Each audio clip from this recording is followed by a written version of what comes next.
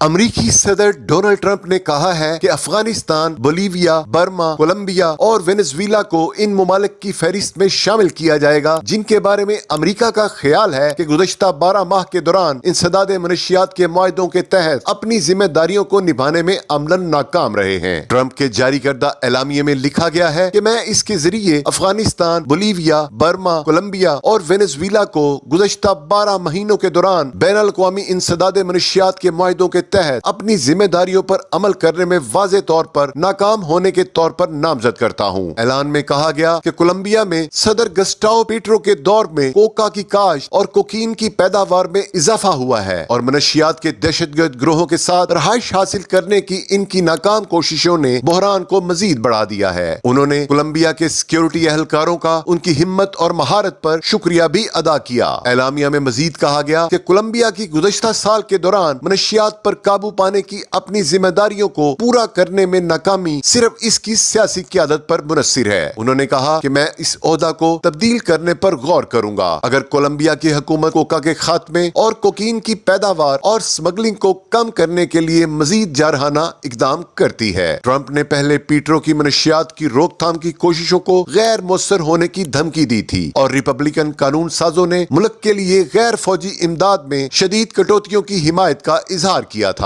Colombia کے صدر گستاؤ نے ایک ویڈیو پیغام میں اس فیصلے پر افسوس کا اظہار کیا جو ان کے بقول اسمگلنگ کو روکنے کے لیے لڑنے والے کولمبیا کی پولیس، فوجیوں اور شہریوں کی درجنوں ہلاکتوں کے بعد سامنے آیا ہے۔ انہوں نے کہا کہ ہم جو کچھ کر رہے ہیں اس کا واقعہ کولمبیا کے لوگوں سے کوئی تعلق نہیں ہے۔ واشنگٹن میں کولمبیا کے سفیر ڈینیل گارسیا پینا نے گزشتہ ہفتے صحافیوں کو بتایا کہ یو ایس ایڈ کے خاتمے سے امریکہ کی جانب سے فنڈنگ پہلے ہی متاثر ہو چکی ہے اور اگر ٹرمپ کولمبیا کو غیر تصدیق شدہ کرنے کا فیصلہ کرتے ہیں تو امریکہ منشیات کی سمگلنگ پر مرکوز نہ ہونے والے پروگراموں میں سے $100 ملین کی کٹوتی کا انتخاب کر سکتا ہے۔